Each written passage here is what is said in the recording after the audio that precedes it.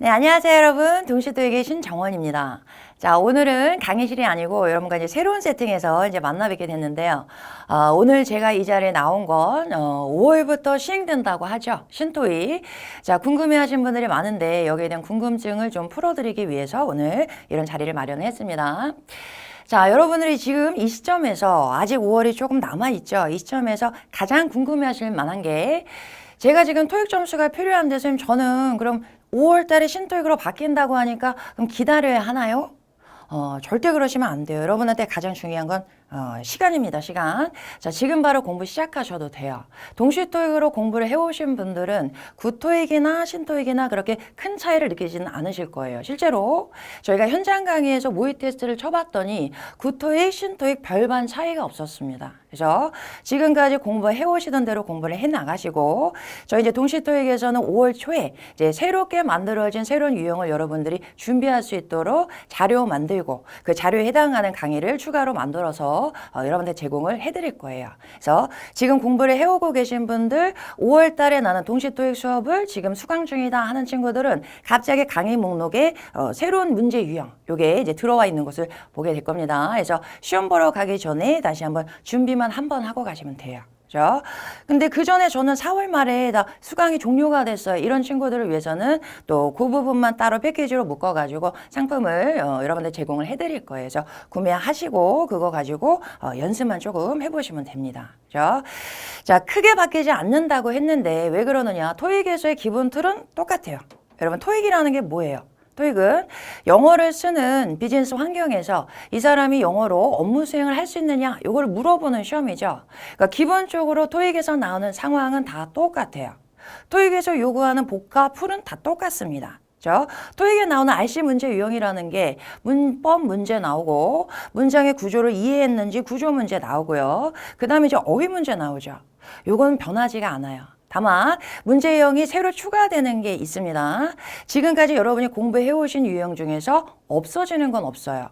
똑같이 가되 이번에 신토익에선 새로운 유형이 몇 개가 조금 추가가 돼요. 이 부분만 여러분이 공부하시면 돼요.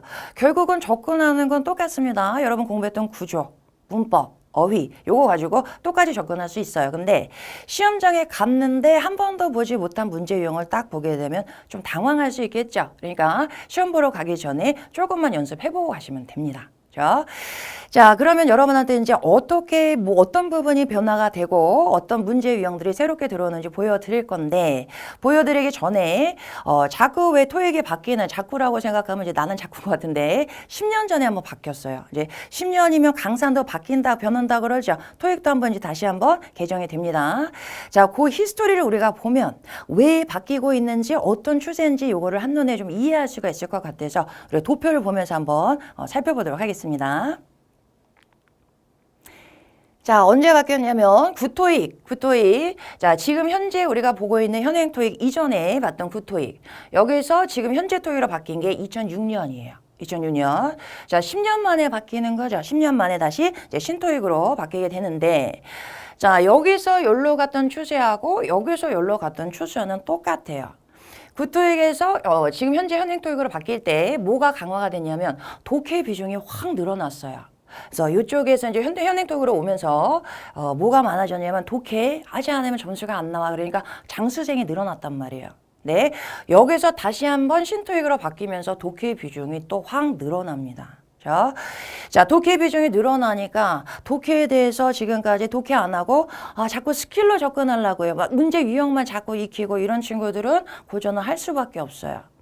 자, 요 차이가 이렇게 똑같은 지금 변화 추이는 똑같은 추세로 가고 있는데 자, 이때 구토익 때가 사실은 이때가 참 아름다운 시절이었어요. 나도 재밌었고 이때가. 자, 구토익 때는 어땠었냐면 8식스 문제의 변화를 보면 이 변화의 추세가 이제 한눈에 들어오게 되는데 자, 구토익에서는 어땠냐면은 8식스가 문제가 20문제가 나왔어요. 20문제가 나오고 전부 다 문법 문제였어요. 이 문법 문제 20문제는 1시간 반만 이제 특강을 듣죠. 특강을 듣고 나면은 반타작했던 문제 친구들이 다 풀고 오시는 그런 문제였어요. 그러니까 너무 좋은 거죠. 학생들이 1시간 반만 들으면 문제를 다 풀어올 수 있으니까 나도 좋았단 말이야. 학생들도 좋아하고. 자, 그래서 굉장히 뭔가 막 해준 것 같은 나도 뿌듯함을 느끼고. 자, 그런데 시험이 총 100문제 중에서 20문제가 1시간 반만 공부하면 해결할 수 있는 문제라면 과연 이 시험이 그 사람의 영어 실력을 제대로 평가하는 시험이겠어요? 아니겠죠. 자, 그러다 보니까 토익 시험의 공신력에 대해서 이제 의문부호, 퀘스천 마크가 붙기 시작한 거예요. 그래서 2006년에 개정이 되기 이전에 어떤 얘기가 많이 나왔냐면 토익의 변별력에 문제가 있다. 토익 점수 좋다고 해서 뽑아봤더니 실제로 영어 시켜보면 영어도 잘 못하더라. 이런 얘기가 막 나오기 시작하면서 토익 시험에 대한 공신력이 지금 위기상에 몰리게 되니까 어쩔 수 없이 토익에서 이렇게 변화를 단행을 할 수밖에 없었던 거죠. 그렇죠? 결국은 ETS에서도 문제 바꾸는데 비용 많이 들죠. 많이 들지만 토익 자체에 대해서 지금 존재에 대해서 위기가 돌고 있으니까 당연히 이런 변화를 감행할 수밖에 없었던 거죠. 그래서 이때 이렇게 바뀌면서 이제 문제 유형만 익혀가지고는 예전엔 700 정도가 나왔어요. 이제는 700이 나오기 힘들어요. 그래서 문제 유형만 가지고 스킬 수업 들으면서 이렇게 했으니까 찍어 이런 친구도 이제 600밖에 안 나온단 말이에요. 그렇죠? 지금도 독해 비중이 늘어났기 때문에 여기서 많이 고전을 하고 있는데 자, 여기서 다시 한번 신토익으로 개정이 되죠. 이때는 이제 독해를 하지 않으면 문제를 풀기가 힘들어집니다. 그렇죠? 그래서 우리가 독해 위주로 수업 방향도 많이 바꿔가야 돼요. 그렇죠? 실제로 우리 문제 유형을 보면서 어떻게 바뀌어가고 문제 유형 비중을 보면서 한번 자세하게 한번 살펴보도록 하겠습니다. 자, 요게 이제 현행 토익의 문항수입니다. 문항수고. 자, 요게 이제 바뀌는 신토익의 문항수예요. 가장 큰 변화, 여러분 뭐가 들어와요? 토익 파트 5. 많은 학생들이 이제 좋아하죠. 조금 문제 유형 익히고 그러면 눈에 답이 팍팍팍 보이기 시작하니까 나도 좋아해요. 재밌는데 파트 5가 현재 40문항이죠. 이제 신토익으로 가면서 확 줄어듭니다. 30문항. 그러니까 내가 스킬 위주로 공부를 한다. 자꾸 문제 유형 익히는 거 재밌어하고 뭐 게임하듯이 이렇게 문제 푸는 거 좋아하는 친구들은 자, 이렇게 확 줄어들어요. 비중이. 그러니까 요거 가지고는 이제 결정적인 내가 토익에서 이제 점수를 만들기는 힘들다는 얘기예요. 자, 그 다음에 86 볼게요. 86. 현재 12문제에서 16문제가 되는데 요거는 그렇게 큰 차이는 아닙니다. 여기서 지금 현재도 4개 세트가 나오죠. 자, 여기서도 4개 세트인 건 똑같아요. 그런데 자, 현재는 한 세트당 문제가 3개가 나오는 반면에 이제 신토익으로 가게 되면 한 세트당 문제가 4개로 늘어나는데 자, 여기 있는 3개 문제는 기존하고 문제 유형이 똑같아요. 문법 문제, 구조 문제, 어휘 문제 이렇게 나오는데 자, 하나 추가되는 문제 유형이 있죠. 요게 이제 신토익으로 바뀌면서 가장 어려운 부분이 될 텐데 요 문제가 완전히 독해 문제예요. 그러니까 독해력을 강화하지 않으면 이 부분은 여러분이 해결하기가 힘들어질 겁니다. 자, 그 다음에 이제 87의 변화, 이 부분이 일단 비중이 늘어났어요. 문항수 보세요. 28개에서 29개. 하나의 지문이 나오는 싱글 패시지입니다. 자, 그 다음에 더블 패시지가 지금 현재는 20개였는데 25개로 늘어나는 거죠. 그죠? 근데 여기서 끝나는 게 아니고, 자, 이전에는 우리 더블 패시지가 4개 세트가 나왔습니다. 근데 신토익에서는 어떻게 바뀌냐면 더블 패시지 기존대로 나오는 건 이제 딱 단 2개고요. 트리플 패시지가 이제 3개로 늘어나요. 트리플 패시지는 뭐냐면 지문이 3개가 나오는 거예요. 그러면 복문 지문이 멀티플 패시지라 그러죠. 이중 지문 더블 패시지, 그 다음 더블 패시지, 트리플 패시지 이렇게 늘어나는데 이 자체가 4세트에서 5세트로 늘어나는데 그 중에서 3세트는 지문이 2개도 아니고 하나 더 늘어서 3개가 되는 거예요. 그러니까 전체적으로 지문의 숫자가 5개나 늘어납니다. 자, 여기서도 지문이 늘어나요. 9개였었죠. 자, 여기서 10개로 늘어나게 됩니다. 그럼 지문이 또 하나 는 거죠. 총 6개나 늘어나게 돼요. 지금도 여러분 문제 풀고 오면 다 뭐라고 얘기해요? 또 날렸어요. 2지문 날렸어요. 이 얘기 맨날 하는데 자, 여기서는 2지문 또 다 풀어내기 힘들었는데 여기서 게다가 5개나 지금 지문이 더 늘어나게 되는 거 6개나 총. 자, 그러니까 당연히 비중이 커질 수밖에 없어요. 근데 시간은 여기서는 좀 단축이 될 거예요. 문항수가 줄었기 때문에. 그러니까 남은 시간은 여러분이 여기다 써주셔야 됩니다. 자, 그런데 지금 딱 이 겉멋으로만 보면은 좀 무시무시하게 보일 수도 있어요. 독해 너무 많이 늘어난 거 아니야? 생각할 수도 있는데 사실 그렇게 큰 문제는 아닌 것이 실제로 제가 이제 가이드북, ETS에서 제공한 가이드북 풀어봤더니 이 부분이 지문 자체는 굉장히 많이 늘어났어요. 그런데 문항수 자체가 줄어들었고 한 지문당 예전에는 싱글 패세지에서 5개 문제 나온 거 있었죠. 여기선 5개까지는 안 나와요. 2개에서 4개까지고. 그러니까 문항수 자체가 조금씩 줄어들고 그리고 어떤 느낌이냐면 조금 더 지문 자체가 좀 쉬워졌어요. 예전에 지금 예전이 아니고 지금 풀고 있죠, 여러분. 문제 풀면 어때요? 딱 숨이 꽉 막히는 지문들이 많이 있잖아요. 그런 것들이 조금 줄어들고 조금 짧아지면서 문제 자체도 어떠냐면은 막 생각해야 되는 것보다 보자마자 조금 쉽게 보이는 이런 문제들이 많이 늘어났습니다. 그래서 난이도 조절은 ETS에서 알아서 할 거예요. 왜냐면 만약에 현행토익에서 700점이 나왔던 친구가 신토익을 봤더니 점수가 600밖에 안 나와요. 그러면 토익 점수라는 게 작년에 본 사람하고 올해 본 사람하고 이 뭐예요? 맞지가 않는 거죠. 맞지가 않게 되면은 역시 신토익에 대해서 공신력에 대해서 의구심을 가질 수밖에 없단 말이에요. 그래서 난이도 조정은 할 거예요. 어떻게 할까요? 여기서 문제를 조금 쉽게 낸다거나 지문 자체의 개수는 많지만 조금 빨리 풀릴 수 있는 문제에 편성을 해서 넣겠죠. 자, 그거는 크게 걱정하지는 않으셔도 됩니다. 그런데 다만 큰 차이는 뭐예요? 역시 독해 비중이 늘어났다는 거는 이건 의심의 여지가 없는 사실이에요. 그러니까 결국은 여러분이 독해 위주로 수업 공부하는 방향을 접근 방향을 바꿔가셔야 됩니다. 자, 계속 지금 스킬 위주, 제가 독해 위주 이렇게 양분화 시키고 있는데 다음 우리 스크립트를 보면서 조금 더 자세하게 한번 볼게요. 자, 내가 이제 만약에 스킬로 접근을 한다. 그러면 현행 토익에서 점수를 어떻게 받아오게 되냐면 파트 5 문제 유형은 어용 문제, 구조 파악하는 문제, 어휘 문제, 문법 문제 이렇게 나눠집니다. 자, 요 중에서 나는 스킬. 그러면 자신 있는 부분이 어용 파트 그리고 여기 노란색 표시한 거죠. 문법 파트예요. 자, 요거 하나도 실수 안 하고 만약에 다 맞춰갔다고 생각을 해볼게요. 자, 어휘 부분은 조금 약해. 그러니까 반타작 했어요. 그러면 요 정도 점수. 자, 86에서는 독해하지 않으면 안 풀리는 문제들이 많이 있습니다. 현재도. 자, 그럼 여기서 반타작해요. 6문제. 자, 파트 7은 뭐 2지문 날렸어요, 3지문 날렸어요 이러잖아. 그러면 결국 그냥 반타작 정도로 볼게요. 그러면 총점에서 요 정도 점수가 나와요. 그러면 토익에서 한 IC 점수가 이 정도가 나옵니다.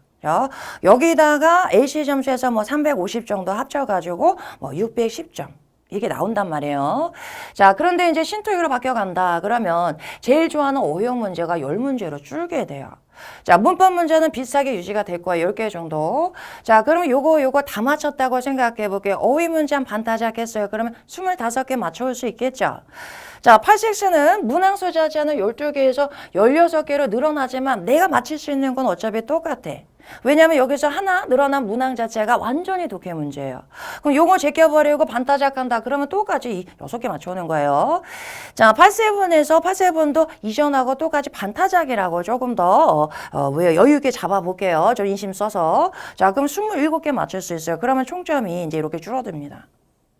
자, 그러면 RC 점수가 몇 점이 나오면 235점이 나와요.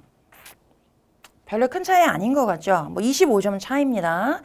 자, 여기다가는 LC 점수를 350점을 붙여도 600점이 나오지가 않아요. 자, 600이 안 나오는 점수 500점밖에 안 나와요. 열심히 6개월 동안 토익 공부했는데 점수가 600이 안 나와요.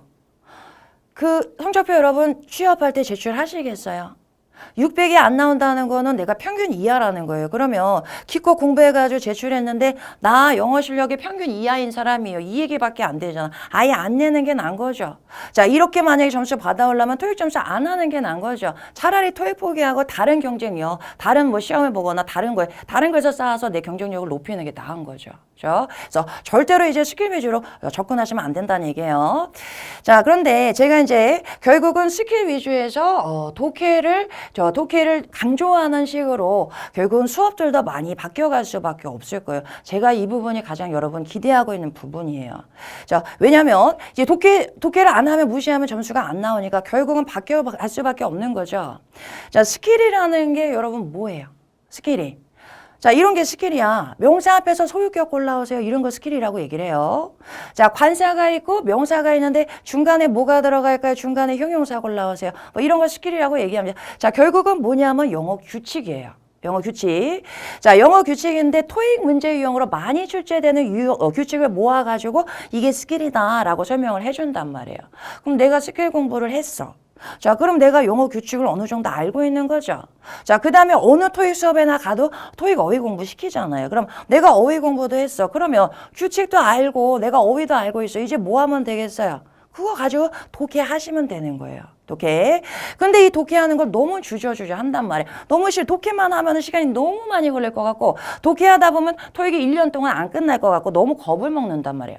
자, 그러다 보니까 독해하지 마. 그럼 애들이 좋아하니까 굉장히 많은 수업들이 무책임하게 독해하지 마 스킬로 뭐 몇 점 나올 수 있어. 말도 안 되는 소리를 자꾸 한단 말이야. 자, 그러다 보니까 스킬에서 공부하고 점수는 계속 안 나오고 자, 결국은 여기로 가야 돼요. 학생들이 싫어한다 하더라도 이걸 강조하지 않을 수밖에 없게 될 거예요. 신토익에서는 점수가 왜냐면 600점이 안 나오니까. 그죠? 그래서 좋은 방향으로 생각을 합니다. 지금 많은 학생들이 지금 막 휴학까지 하면서 6개월 동안 토익 공부하죠. 시간 들이고 돈 들이고 많이 투자하는데 결국 해봤는데 6개월 동안 공부했는데 뭐에 문제 유형만 익혀가지고 갔어요. 결국 영어는 실력은 하나도 안 늘었어. 이건 전 국가적인 차원에서의 낭비예요. 낭비. 우리나라에 지금 그 20대에 그 굉장히 중요한 시기에 그 시간을 들여가지고 자 아무 데도 쓸모없는 토익 유형만 익히고 있다. 이건 얼마나 큰 낭비예요. 빨리 바뀌어야 됩니다. 그렇죠? 여러분이 나중에 이제 회사에 들어가게 되죠. 회사에 들어가게 되면 생각보다 여러분이 영어를 접할 기회가 참 많아져요. 글로벌 시대다 얘기 많이 하잖아요. 그죠? 회사에 들어가게 되죠. 영어 이메일 받게 되는 경우가 상당히 생깁니다. 자, 그리고 또 어떤 경우 생겨요? 여러분이 영어를 좀 어느 정도 알고 있으면 영어로 나와 있는 많은 정보들을 접할 수 있잖아요. 그럼 굉장히 고급 정보를 여러분 남들보다 빠르게 접할 수 있는 거예요. 결국은 독해 실력을 늘려서 여러분 영어 실력이 올라가야 돼요. 그래야지만 여러분이 지금 투자하고 있는 이 시간이 아깝지 않은 시간이 될 수 있어요. 그죠? 자, 제가 아무리 강조해도 저는 이게 좋단 말이에요. 이러면 어쩔 수 없었는데 이제 신토익에서는 이거 갖고는 점수가 안 나와. 결국 바뀌어갈 수밖에 없습니다. 그죠? 그래서 독해 부분에 많은 신경을 써야 돼요. 그죠? 자, 우리 동시토익으로 공부해온 친구들은 지금까지 너무 독해 강조 많이 했어요. 이대로 공부하면 된다는 얘기. 그래서 결국 구토익이나 신토익이나 구토익이 아니고 현행토익이나 신토익이나 결국은 비슷한 점수를 받게 될 거다라고 제가 예측을 해드리는 거예요. 근데 실제로 우리가 현장 강의에서 모의 테스트를 봤더니 파트 5에 강점이 있는 친구들은 현행 토익보다 신토익에서 점수가 조금 덜 나왔어요. 자, 요거보다는 8세븐 독해 부분에 조금 강점이 있는 친구들은 현행 토익보다 신토익 처음 보는 문제 유형이잖아. 그냥 풀어봤는데 점수가 더 잘 나왔어요. 그러니까 결국은 뭐가 돼야 된다는 얘기예요. 독해가 돼야 됩니다. 자, 지금 동시토익 공부해온 친구들은 이대로 계속 해나가시면 돼요. 그리고 새로운 문제 유형들은 5월 달에 이제 우리가 새로 자료 만들어서 제공해 드릴 때 그때 이제 공부해 보시면 됩니다. 되는데 자, 오늘은 내가 신토익에 대해서 여러분 소개하려고 나온 자리니까 한번 우리가 맛배기 식으로 어떻게 문제가 바뀌느냐 요걸 한번 보도록 하겠습니다. 자, 다음 슬라이드 한번 볼게요. 자, 아까 뭐라 그랬어요? 8-6가 가장 많이 바뀌는 부분이다. 이렇게 얘기했었죠. 자, 여기서 요 세 가지 문제 유형은 기존하고 똑같아요. 똑같고. 자, 요거 한번 살펴볼게요. 요거. 자, 여기 이제 새롭게 추가되는 문제 유형인데 모든 파트 6의 세트마다 이제 요 문제 유형이 들어가게 될 거예요. 자, 요건 뭐냐면 134번 요 문제죠. 자, 요 자리에 들어갈 문장을 여기서 골라라. 이런 얘기입니다. 자, 한번 같이 한번 살펴볼게요. 자세하게만 하나하나 해석하진 않고 굵직굵직하게 한번 보겠습니다. 자, 어떻게 나왔어요? 지금 지원서가 이렇게 나왔어요. 자, 무슨 지원서냐면 account manager. account manager를 지금 뽑으려고 하나 봐요. 그 지원서가 지금 현재 이 회사에서 심사되고 있는 중입니다. 자, 그 다음에 award winning. 상을 받았고 performance based 실적 기반으로 하고 있는 디지털 마케팅 컴퍼니인데 자, 여기서 지금 형용사고 나오네요. 얘가 자, 앞에는 회사 꾸며주고 있습니다. Based in London. 그럼 런던에 본사를 두고 있다는 얘기예요. 런던에 본사를 두고 있는 상도 받았고 실적에 기반을 두고 있는 이 디지털 마케팅 회사가 자, 그 다음에 갑자기 명사가 쭉 나오네. 동격이죠. 동격. 자, 그런 회사인 로널드 마케팅이 지금 is planning, 기획하고 있습니다. 10명의 어카운트 매니저를 고용하려고 기획하고 있습니다. 자, 그 다음에 모두 설명 좀 한참 붙었어요. 어디까지? 여기까지. 자, 이 매니저 수식해주는, 설명해주는 거예요. 어떤 매니저냐면 요로 업무를 수행할 수 있는 그런 매니저. 뭐 이런 얘기. 자, 지금 흐름 잘 파악하셔야 돼요. 흐름. 뭐라 그랬어요? 지금 지원서가 심사되고 있습니다. 이 회사에서. 자, 그 다음에 10명 정도를 고용할 거예요. 이런 능력을 가지고 있는. 자, 사람 뽑는다는 얘기 계속 나오고 있습니다. 자, 그 다음에 as a scale of its operation in Europe. 유럽에서 이 회사의 사업의 스케일은 규모죠, 규모. 자, 규모가 확장됨에 따라서 자, 그 다음 볼까요? So has a number of its 한 다음에 여기 정답은 요거예요. 요거 locations. 자, 구문 자체가 너무 어려운 도치 구문이네요. 요건 간단하게 넘어갈게요. So has a number of its locations. 그 지사의 숫자도 마찬가지로 확장됐습니다. 자, 얘네가 유럽에서의 사업 활동의 규모가 확장됨에 따라서 지사도 늘어났어요. 이런 얘기죠. 자, 그 다음 볼게요. 사실상 새로운 지사가 이미 오픈이 됐어요. 파리에서, 뮤닉에서, 바르셀로나에서, 로마에서 오픈이 됐습니다. 계속 사업장이 늘어나고 있어요. 이런 얘기. 자, 그 다음 볼게요. 새로운 어카운트 매니저는 누구누구와 일하게 될 것입니다. 자, to ensure. 자, ensure 이러이러한 것들을 확실히 하기 위해서 얘네들과 함께 일하게 될 것입니다. 자, 그 다음에 여기 들어가는 거 고르래요. 보기 한번 볼게요. 자, Ronan Marketing은 has won several awards since its establishment. 설립 이래로 몇 개의 상을 받아왔습니다. 두 번째, 자, 우리는 내년도에 아시아로 확장할 것을 기획하고 있습니다. 세 번째, 더 자세한 세부사항인데 for this position, 이 직책에 대한 자세한 세부사항이 어디? 웹사이트에서 이용 가능합니다. 자, 마지막 가서 볼게요. 우리가 we've emerged as a leader. 선두주자로서 지금 부상이 왔습니다. In the field of online marketing. 온라인 마케팅 분야에서. 정답은요? 한눈에 팍 안 들어와요. 자, 요번에 시행되는 신토익에서 가장 어려운 부분이 요 부분일 것 같고, 자, 조금 ETS에서 무리수 든 것이 아닌가 좀 걱정되는 부분이기도 합니다. 자, 영어 자체가 아니고 이제 논리력이 좀 필요해요. 이 부분은. 네, 미국 사람들이 워낙에 그냥 논리라면 사족을 못 쓰는 사람. 영어라는 언어 자체가 문장의 위치나 이런 걸 봐도 문장 구조 자체도 굉장히 논리적인 언어예요. 그리고 미국 애들은 말을 할 때도 논리에 맞게 하는 거를 굉장히 중시합니다. 그래서 얘네들은 라이팅 할 때 우리는 그냥 북가는 대로 쓰잖아요. 얘네는 딱딱딱 체계가 있어요. 맨 처음에 내가 하고 싶은 얘기 해주고, 그 다음에 그거에 대한 근거되는 뒷받침하는 얘기 해주고 결론 얘기. 이게 논리적인 흐름을 되게 중시해요. 그러다 보니까 이제 이런 문제가 나왔습니다. 자, 이거 흐름 어떻게 잡아요? 자, 흐름 어떻게 잡혔어요 지금? 자, 이 글 자체가 뭐 하는 글이에요 지금? 사람 뽑는 거죠. 사람. 자, 얘네가 지금 막 확장했대. 회사 잘 나가나 봐요. 그러다 보니까 어카운트 매니저 몇 명이나 뽑는 10명이나 뽑는데 지금 심사하고 있대요.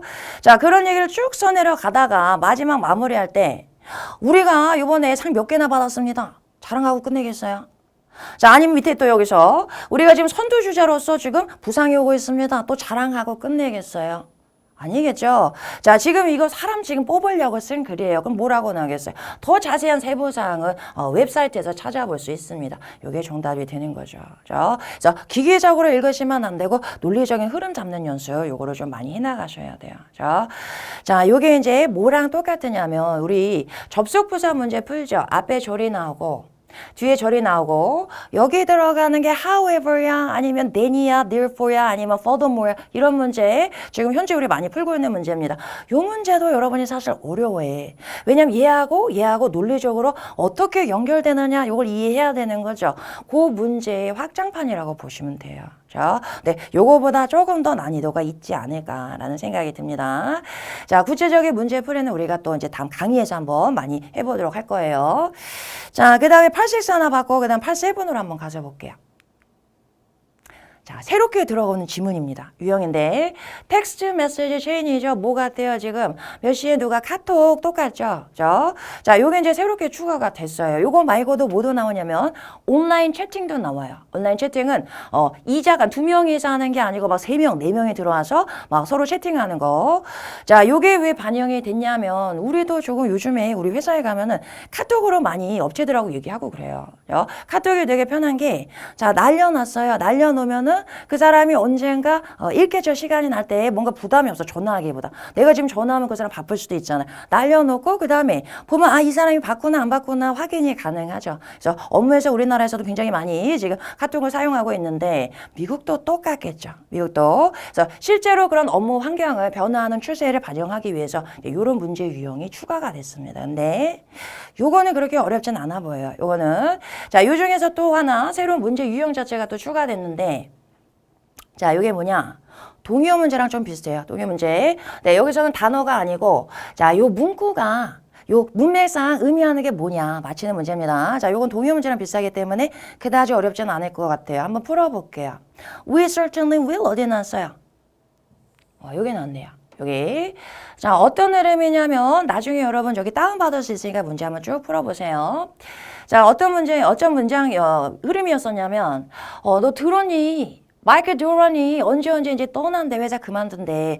나 들었어. 근데 이렇게 빠를지는 몰랐어. 자, it's too bad. 너무너무 안 좋다. 왜냐면 너무너무 일을 잘했잖아. 특히 우리 캠핑 장비 파는 데 있어서 일 너무 잘했잖아. 맞아 하면서 공감하죠. Competent sales manager야. 아주 능력 있는 세일즈 매니저잖아. 그 다음 볼게요. I'm sure. 나는 확신합니다. Everybody will miss him. 모든 사람이 그를 그리워할 것을 나는 확신합니다. 자, 그 다음에 들어가서 볼게요. We certainly will 하고 썼어요. 갑자기 조동사를 뚝 하고 끝났죠. 아니 뭐 I can 하고 끝나서 I do 하고 끝났다. 그러면 여기 뒤에 뭔가 생략된 거예요. 생략 구문. 자, 생략 구문은 뭐예요? 바로 앞에 있는 여기 동사 구문을 그대로 받아온다 생각하시면 돼요. 그럼 어떤 의미가 되겠어요? 우리는 분명히 그 사람을 그리워할 거야. 이런 얘기. 자, 그러면 돌아가서 찾아볼게요. 그리워할 거니까 정답 뭐가 되겠어요?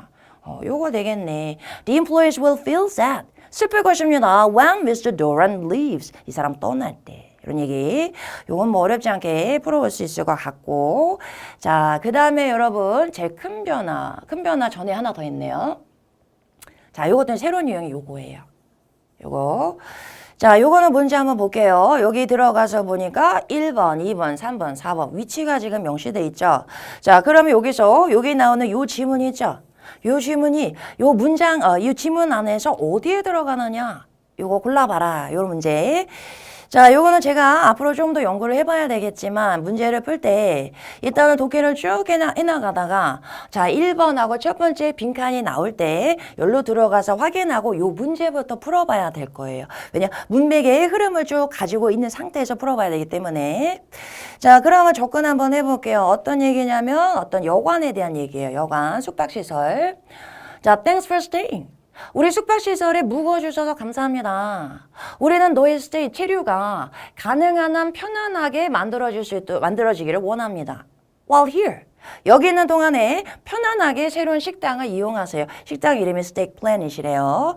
자, 모든 스테이크가 요리가 되는데 완벽에 가깝게 요리가 되고요. 자, 우리 헤드 셰프가 알렌인데 이 사람이 누구냐면 former host of TV's Kitchen John 하고 났어요. 이 사람 TV 프로그램의 옛날에 MC였나 봐요. 이랬던 알렌이 make sure, 확실히 합니다. All dishes from appetizers to entrees. 앙트레 하면 이제 메인 요리란 얘기예요. 자, 에피타이저부터 앙트레에 이르기까지 모든 요리가 다 맛있다라는 걸 확실히 합니다. 정말 요리 잘하고요. 꼼꼼하게 다 준비합니다. 뭐 이런 얘기 나왔어요. 자, 그럼 1번 가서 볼게요. 이 문장. If the restaurant is closed. 식당이 만약에 문을 닫는다면 please use the special room service menu. 특별 룸 서비스 메뉴를 사용하세요. 하고 났어요. 자, 지금 갑자기 뭔 얘기가 나왔어요? 얘가 요리 되게 잘해요. 그런데 갑자기 식당이 문 닫는 생뚱맞죠? 자, 1번 아니요. 제꼈고. 자, 그 다음 넘어가서 볼게요. 식당이 언제 문 여느냐? 주중에는 이때부터 이때까지 열고요. 주말에는 요때부터 요때까지 엽니다. 자, 시간, 영업시간 지금 안내하고 있습니다.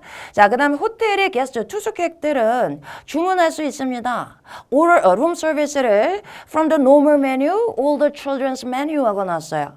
자, 일반 메뉴로부터 그리고 아동 어린아이 메뉴로부터 어린이 메뉴로부터 룸 서비스를 주문할 수 있습니다. Anytime the restaurant is open. 식당이 문을 열고 있을 때는 언제건 간에 주문할 수 있습니다. 식당이 문을 언제 열고요? 호텔 투숙객들은 룸 서비스 방에서 전화하는 거잖아. 뭐 갖다 주세요. 그 식당에 있는 메뉴를 방에서 룸 서비스 이용할 수 있다는 얘기예요. 자, 그러면 이게 딱이네요. 그죠? 식당이 문을 열었을 때는 주문할 수 있습니다. 그런데 만약에 식당이 문을 닫았다면 이렇게 나오는 거죠. 그때는 룸서비스 메뉴, 특별 메뉴가 또 따로 있습니다. 요거 이용하시면 됩니다. 여기서 골라오시면 돼요. 자, 요것도 그다지 어렵지 않을 것 같은 문제. 자, 이제 새롭게 등장하는 삼중지문 한번 볼게요. 삼중지문. 자, 여긴 지금 2개밖에 안 보이네요. 우리 지금 풀고 있는 게 더블 패시지죠. 지문이 2개가 나옵니다. 자, 여기서 이제 뭐가 하나가 더 들어가요. 3개. 자, 그럼 2개도 읽기 힘든데 3개나 나오면 그런데 글 자체의 길이는 조금씩 조정이 될 거예요. 짧게. 자, 그리고 요 문제 풀어봤더니 생각보다 그렇게 어렵지 않아요. 자, 어떤 문제 우리 더블 패시지에서 많이 연습해봤어요. 정보가 답을 골라내는데 하나의 지문에서 답이 나오는 게 아니고 2개의 지문을 종합해서 풀어주는 문제 나왔었죠. 한 지문 읽고 2지문 연속해서 읽어 내려갑니다. 읽어 내려가다 보면 아까 했던 얘기에서 또 나왔네. 이런 반복되는 사항만 딱 잡아놓으면 그런 문제는 오히려 풀기가 쉽단 말이에요. 그래서 그 2개 지문을 종합해서 푸는 문제가 처음에 토익 공부하는 친구들은 어려운데 오히려 토익을 조금 공부해서 문제를 많이 풀어봤어. 이런 친구들은 오히려 쉽게 생각하는 부분이에요. 그래서 삼중 지문도 똑같아요. 3개의 지문이 별개 지문이 아니죠. 같은 주제로 같은 얘기가 반복되기 때문에 아까 그 얘기구나 그 얘기구나 머릿속에 내용은 더 정리 잘 되고 읽어 내려가면서 아까 그 얘기구나. 요것만 잡아낸다면 별로 어렵지 않습니다. 자, 여기서 보시면 자, 요게 이제 동의어 문제인데 동의어 문제가 요번에 가이드를 보니까 굉장히 많이 늘어났어요. 그러니까 결국은 지문 숫자가 늘어나다 보니까 여러분이 문제 풀 수 있는 시간을 조금 단축시켜줘야 되잖아요. 그래서 쉽게는 아닐 수도 있지만 빠르게 풀 수 있는 동의어 문제를 굉장히 좀 많이 넣어놨어요. 지금은 뭐 적게 나올 땐 하나 나오죠. 많이 나와봐야 뭐 3개 나오는데 요번에 보니까 한 4, 5개 이렇게 자꾸 늘어날 전망입니다. 자, 이런 문제가 나오는데 동의어 문제는 우리 쉽게 풀어볼 수 있어요. 대부분 우리가 수업 시간에 강조한 거 그리고 복화에서 많이 봤던 것들 눈에 튀는 것들 그런 것들 잘 풀어오시면 되고 자, 요거는 첫 번째 지문 가지고 풀어오는 문제고요. 첫 번째 지문에 있는 단어입니다. 자, 요것도 이제 첫 번째 지문 가지고 풀어오는 문제고 자, 요거는 첫 번째하고 두 번째 지문을 종합해서 풀어주는 문제. 자, 요거는 두 번째 지문하고 세 번째 지문. 자, 요거는 이제 첫 번째 지문하고 세 번째 지문 이렇게 종합해서 푸는 문제가 많이 나올 거예요. 자, 어떤 거는 1번, 2번, 3번을 전부 종합해서 푸는 문제 이런 것도 등장을 할 겁니다. 근데 이런 거는 오히려 생각보다 난이도는 그렇게 높지 않을 거예요. 다만 지문이 많이 늘어나기 때문에 심적인 부담은 느끼는데 자, 어떻게 해야 돼요? 계속 독해 연습하고 속도 늘리는 수밖에 없습니다. 자, 그래서 지금까지 공부해오던 대로 계속 해나가는 거예요. 여러분이 만약에 지금 현행 토익에서 800점이 나온다. 똑같을 거예요. 똑같이 나오는데 지금 현행 토익에서도 여러분 마지막까지 이제 하는 게 뭐예요? 독해 연습이잖아요. 독해 연습 똑같습니다. 신토익으로 가서도 독해 연습 끝까지 완성도 있게 해나가시면 돼요. 자, 신토익에 대한 지금 이렇게 여러분한테 보여드렸어요. 보여드렸는데 이제 어떤 느낌 드세요? 보니까 이렇게 봐가지고는 사실은 잘 감은 안 올 거야. 이제 나중에 이제 문제 풀어보면서 조금 더 감이 올 거예요. 그러니까 더 많은 자료 가지고 준비해가지고 올 거니까 그때 이제 연습해보시면 알 겁니다. 네, 기본적으로 우리가 공부해야 되는 건 똑같겠죠. 여러분 구조 연습 지금 해나가시고요. 어휘 공부하는 거 열심히 해나가시고 그리고 뭐 해야 돼요? 이제 문법도 마찬가지고 그리고 독해 연습을 자꾸 하셔야 돼요. 그러니까 내가 문법의 규칙을 알고 있다. 문장 구조를 볼 수 있다. 그리고 어휘를 챙겨놨다. 그러면 그거 가지고 종합해서 독해를 해야 되는데 독해라는 게 그냥 요 세 가지 재료만 가지고 있다고 독해가 저절로 되는 건 아니에요. 뭘 해야 돼? 자꾸 연습해 봐야 돼요. 예전에 저도 구토익에서는 사실 이 독해를 그렇게 강조하진 않았어요. 왜냐하면 구토익이라고 하면 2006년 이전에 시행됐던 토익을 얘기합니다. 왜냐하면 그때는 그렇게 강조하지 않아도 점수가 잘 나왔단 말이야. 그런데 2006년도에 한번 토익이 개정이 되면서 자 어떤 일이 있었냐면 우리 학생 중에서 정말 공부를 열심히 하는 친구가 있었는데 이 친구가 구조는 너무너무 잘 보는 친구예요. 문법 문제는 하나도 안 틀려. 귀신같이. 어휘도 어느 정도는 챙기고 있어. 근데 이 친구가, 시험을 보는데 300 초반은 쉽게 올라갔단 말이야. 그런데 그 다음 달에도 열심히 공부를 했어요. 근데도 계속 300 초반이야. 자, 그 다음 달에도 또 열심히 공부했어요. 근데도 그 다음 달에 또 300 초반이야. 그러니까 이 친구도 미치겠고 내가 가르쳤으니까 나도 미치겠는 거지. 그래서 우리가 불러다 놓고 한번 분석을 해봤어. 너 뭐가 문제냐? 다 알고 있는데 왜 문제를 못 풀어오냐? 300 초반이 왜 나오냐? 봤더니 무슨 문제가 있었냐면 이 친구가 해석이 안 돼요. 그때 깜짝 놀랐어요. 아니 내가 분명 구조 보는 거 알려줬고 문법 가르쳐줬고 토익 어휘 이렇게 추려가지고 잘 추려줬잖아. 근데 왜 독해가 안 돼? 자 가만히 분석을 해보니까 굉장히 많은 친구들이 문법을 공부할 때 문법을 위한 문법을 공부하고 있더란 얘기야. 그때 처음 알았어요. 문법은 문법 문제 푸는 데만 적용하고 여러분이 독해를 할 때는 문법은 깡그리 무시해. 그럼 어떻게 해석해요? 아는 단어 가지고 짜집기 해석을 하고 있더란 얘기예요. 그래서 이 친구한테 내가 어떻게 했냐면 자 여러분 이제 우리 문법 배우는 거 있잖아. 중학교 때부터 투부정사가 명사구 역할하면 뭐하는 것 하고 해석합니다. 다 배웠죠. 근데 막상 해석할 때는 어때요? 투부정사가 나오면 명사구냐 형용사구냐 부사구냐 관심도 없어. 그냥 내 마음대로 그냥 단어 가지고 짜집기 해석. 그러니까 나 혼자 소설 쓰고 끝나버리는 거예요. 그래서 내가 이 친구한테 어떻게 했냐면 자 너는 내가 해줄 수 있는 게 없어. 난 재료는 너가 다 가지고 있어. 네가 버무리는 연습을 안 해본 거야. 너 내일부터 검사할 테니까 연습해와. 시켰어요. 자, 그 다음날 시켜봤더니 가관도 아니야. 연습이 안 되다 보니까 버벅버벅 하면서 계속해서 시켜서 한 일주일 지나고 나니까 그 다음부터 이제 틀이 잡혀가기 시작해요. 계속 시켰어. 그 다음에 일주일 지나고 나니까 그 다음부터 속도가 확 붙기 시작해. 그래서 이 친구가 나랑 한 2주 정도 연습했을 거야. 그리고서 점수가 300 초반이던 게 바로 IC 점수가 100점이 올라갔어요. 그렇죠? 그때 제가 깨닫기 시작한 거예요. 아, 독해 연습을 시키지 않으면 학생들은 스스로 하지 않는구나. 그래서 그때부터 이제 뼈대 바르기 우리 맨날 연습하는 거 있죠. 구조 파악하고 해석 연습하는 거 이걸 도입하기 시작한 거예요. 지금 동시토익에서 왜 점수가 많이 나오느냐. 그 독해 연습이에요. 결국은 그래서 모든 수업이 독해를 유도하는 방향으로 나아가기를 바라고 있고 그런 면에서 이번에 ETS에서 이런 변화에 대해서는 저는 찬성하는 바입니다. 좋은 방향이고 이게 우리 국가적으로도 학생들이 시간이 낭비가 되지 않고 영어 실력이 제대로 쌓여가는 그런 기회가 됐으면 좋겠어요. 그래서 아무튼 변화라는 거는 조금 긴장도 되고 이제 준비도 해야 되기 때문에 부담도 됩니다. 자, 그런데 문제 없어요. 지금 하던 대로만 해나가면 여러분 충분히 신토익에서도 좋은 결과를 낼 수 있습니다. 오늘은 이 정도 제가 맛배기로 보여드렸어요. 5월 초에 이제 좋은 문제, 양질의 문제와 또 좋은 강의로 다시 한번 찾아뵙도록 하겠습니다. 그때까지 열공하시고 5월 달에 다시 만나 뵙도록 하겠습니다.